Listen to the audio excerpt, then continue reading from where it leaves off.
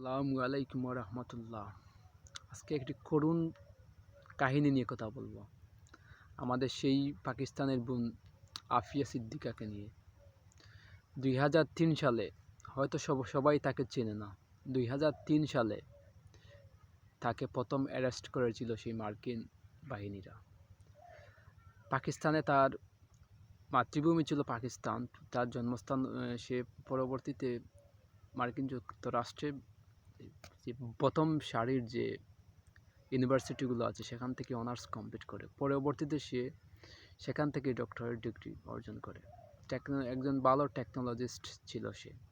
তার অপরাধ ছিল শুধু একটাই, সে কোনো ইসলামিক দ্বারা নিয়ে চলাফেরা করে। এটাই ছিল।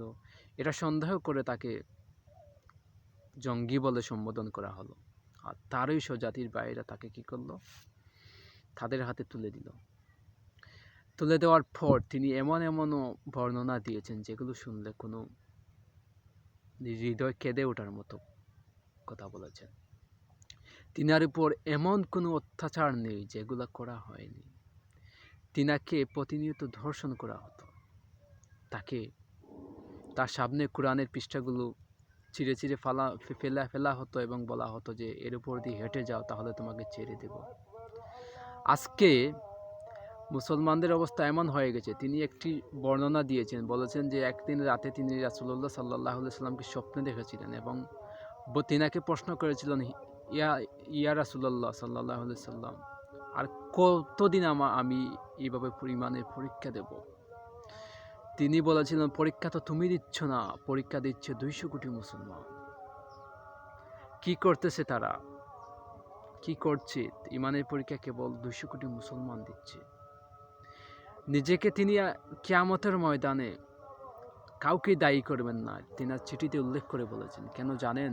কারণ হচ্ছে তিনি বলছেন, আমি যাদেরকে আমার সেই জাতির ভাই মনে করতাম, আসলে তো তারা আমার ভাই নয়, তারা তো মুসলমান নয়।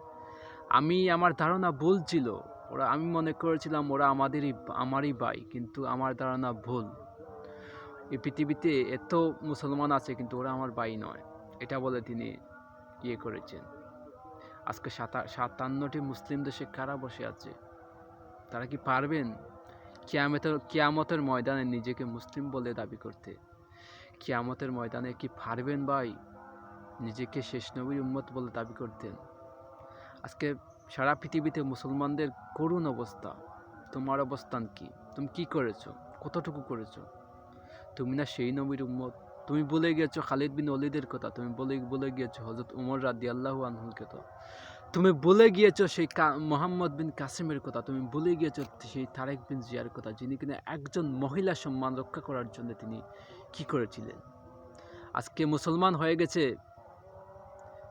সিংহের জাতি, সে জাতি আজকে ঘুমিয়ে রয়েছে। সে ভুলে গেছে তার ঠিকানা। সেই বনের সেই চিঠিটি সত্যি 200 কোটি মুসলমান যারা কিনা ইসলামকে ভালোবাসে তাদের মনে কিন্তু কষ্ট দিয়েছে। কি করবেন? আপনি কি পারবেন ক্ষমা পেতে সেই দিন? আল্লাহ হাফেজ। ভালো থাকবেন, সুস্থ থাকবেন।